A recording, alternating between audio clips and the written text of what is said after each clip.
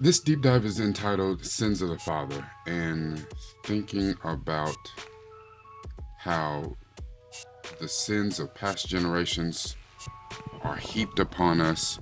It the first thing that popped in my mind was a movie called Dragon, the story of Bruce Lee. I am a martial artist, have been since I was maybe 6. I would say I was about 6, and my brother was about 4 when we started martial arts. Um, been doing martial arts off and on, over the years. Had more time on than I've had off, but I've definitely had long breaks, just between the multiple disciplines that I am proficient at. But in the Bruce Lee movie, his parents could not wait to get him out of China, out of Hong Kong, and they in effect shipped him off to the United States. They even changed his name from his given Chinese name to an American name, because in their culture they believed that the sins of the father, and they had sins within their family that they did not want enacted upon their son. They believed that a demon of some sort came to take out those sins upon the father, or upon the son, rather. It's easy to dismiss something like that, but when we have the things where it is depicted in the movie that those sins caught up to Bruce Lee, and he started to realize that, and at that time he had a young son named Brandon, and he did not want those sins to affect his son. Whether it's depression, delusion, or just overall buying into a family hysteria or superstition, the effect can still be the same. Bruce Lee died at a relatively very young age, before he even got to recognize the full global superstardom and icon that he has become, even though he has actually been dead for 51 years now. And anytime you talk about top martial artists in the world of all time, he immediately goes to the top of the list. So whether you believe he was real or he wasn't, he was that guy. Hands down. He died of mysterious causes. It was said that he had a headache, someone gave him a Tylenol, and he had a blood vessel rupture in his brain, something, mysterious causes. To the same effect, his son Brandon died on the set of the movie The Crow that he was filming, from an accident by the weapons master. A blank that was in one of the pistols wasn't actually a blank. A very real and very crazy accident. Maybe there's something to be said about sins of the father.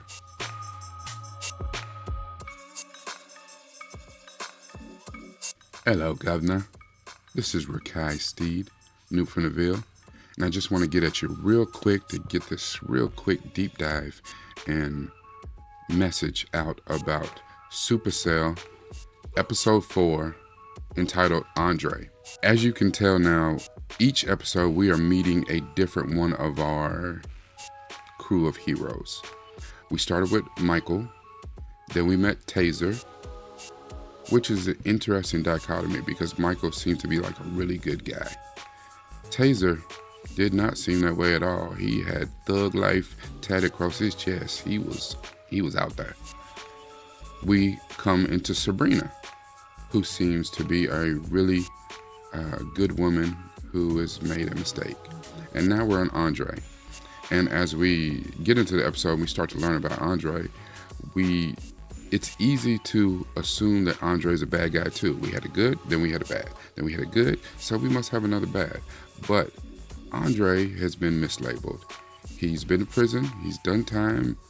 However, once we hear the backstory, he made a mistake, and even though he didn't do the crime, he was blamed for the crime that someone that was within his circle did, and all the weight, it all got heaped upon him.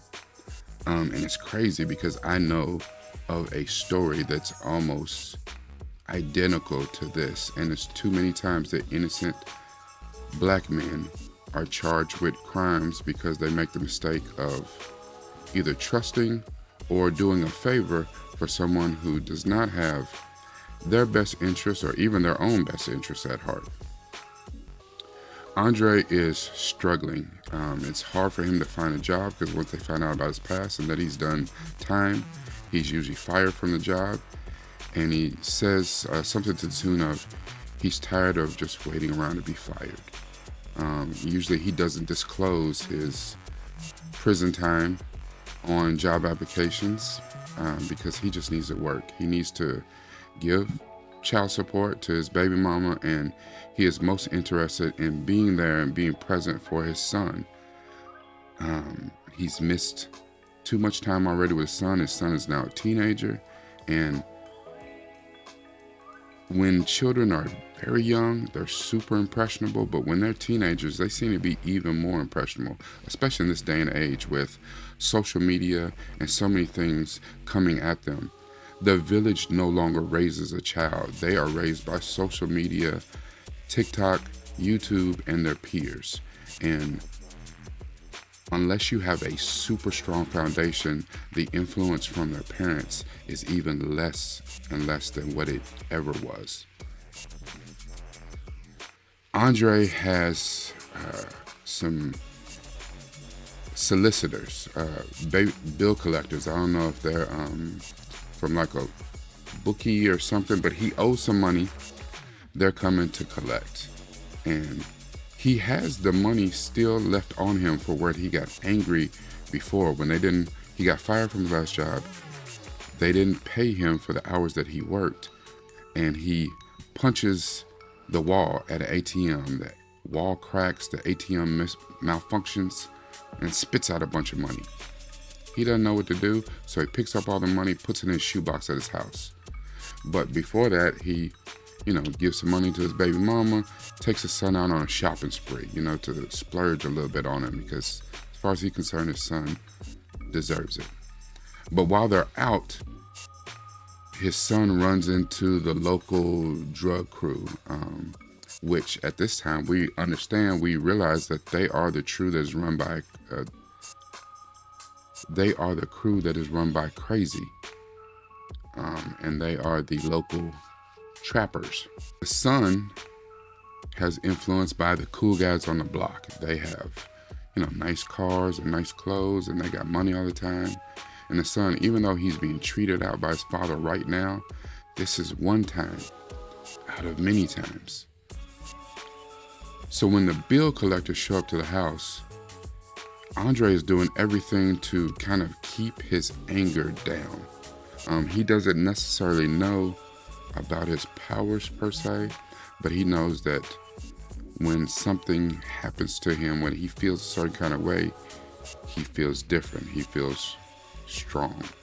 And that's his power, super strength. He's trying not to go ham on these bill collectors. Not only that, he doesn't want to make a display in front of his son. He doesn't relent to an awful, absolutely terrible plan that his best friend gives to him until his son starts giving up the brand new iPhone that his father bought him and other things to make the bill collectors go away. He's trying to protect his father. He doesn't want his father to go back to jail. But as a parent, it's crushing, because your job as a parent is to protect your kids, not the other way around. So he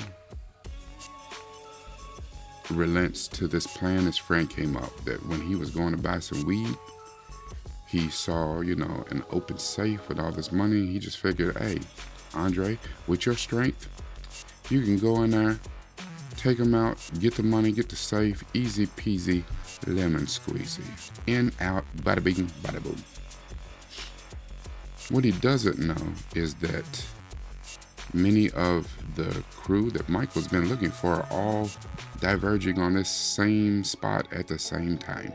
One of the things I learned, actually the hard way growing up, is that a two-parent household is important. And I always wanted that.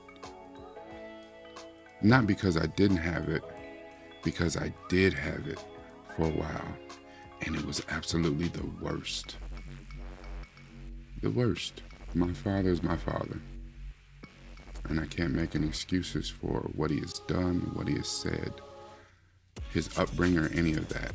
Him getting healed and getting help for whatever problems plague him, that's on him. All I can speak to is what he did to me and my brother and my mother. I knew that when I got older, the one thing I did not want to be was him. We don't have a relationship right now, zero. And it's not for lack of trying. I've tried to reach out to him. He just won't pick up the phone. He won't respond. And whatever problem that is that he has, problem with me, his son, I can't do anything about that. I just know that he's missing out on this, and if that's what he chooses, okay. But worst, he's missing out on a relationship with his grandchildren, who he does not know. He met my oldest son once, when my son was about 1.5 years, and my oldest son is 16 and a half now. And I have 4 kids. I don't know if it's so much the trauma of his childhood, which I know a little bit about, which he had talked about. The sins of his father, the sins of his mother. Because even though they say that the sins of the father are reenacted upon the children, they say that the sins of the mother are almost impossible to get out from under.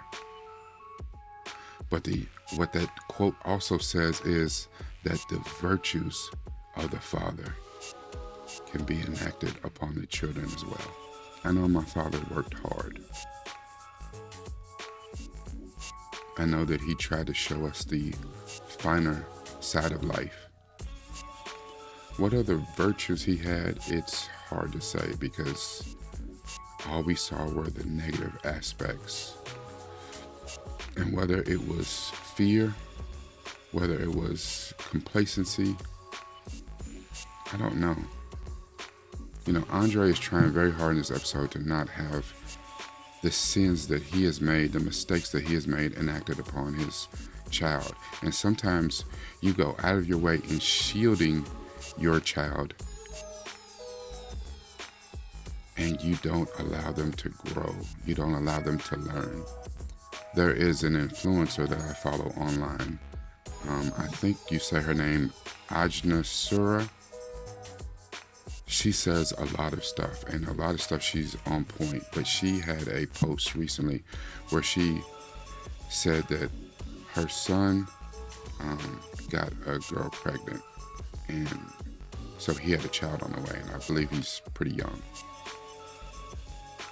And she said when she got into it with her child, and I'm paraphrasing, when she got into her son kind of checked her.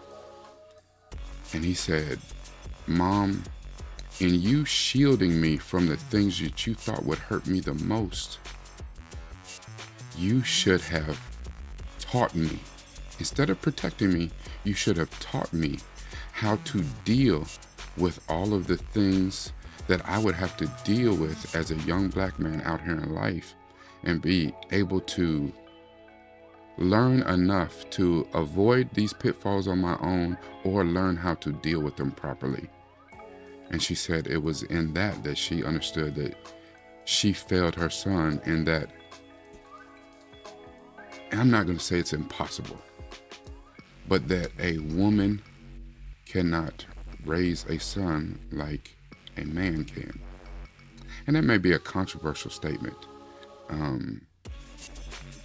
because I don't think that my father raised me. He did instill certain things in my life that I can look back and say I can take the good with the bad, certain aspects, whether it's in the genes or it's things that he actively taught me as a child.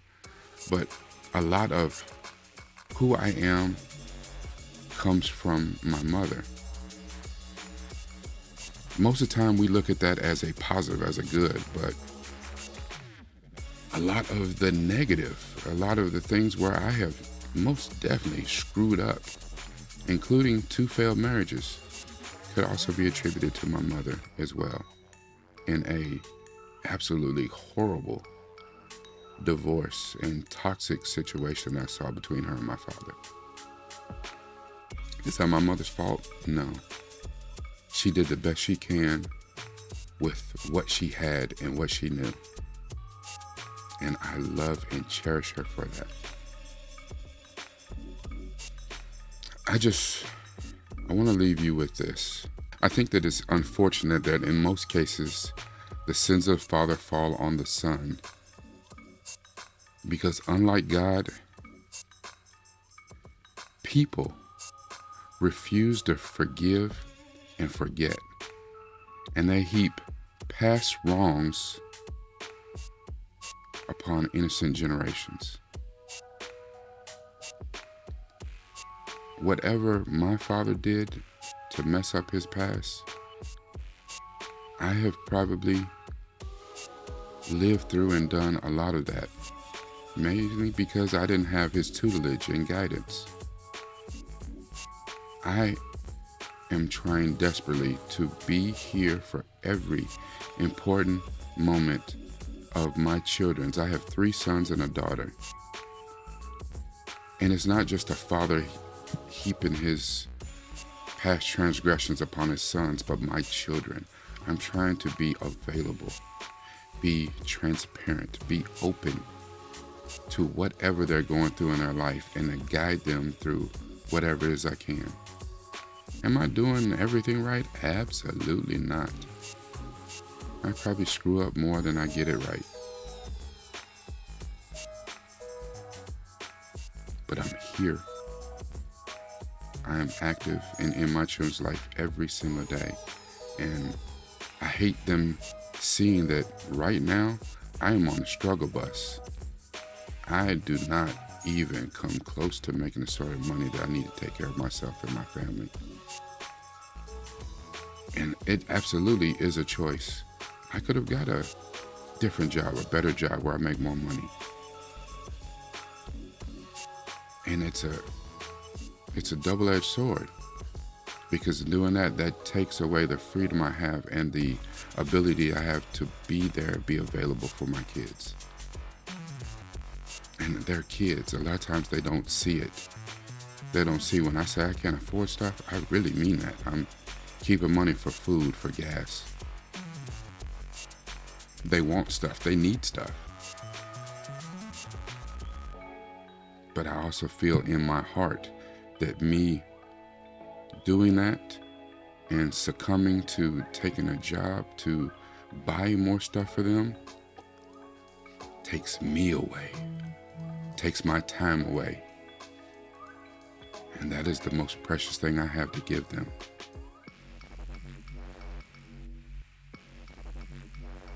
Be available for your kids. Teach them to be better than you. Don't try to live out your past glories or live vicariously through your children. Be available. They may not get it now. Hopefully they will. This is Rekkai Steed, nupefromdaville. Make sure you like, comment, share, and by all means, subscribe if you haven't.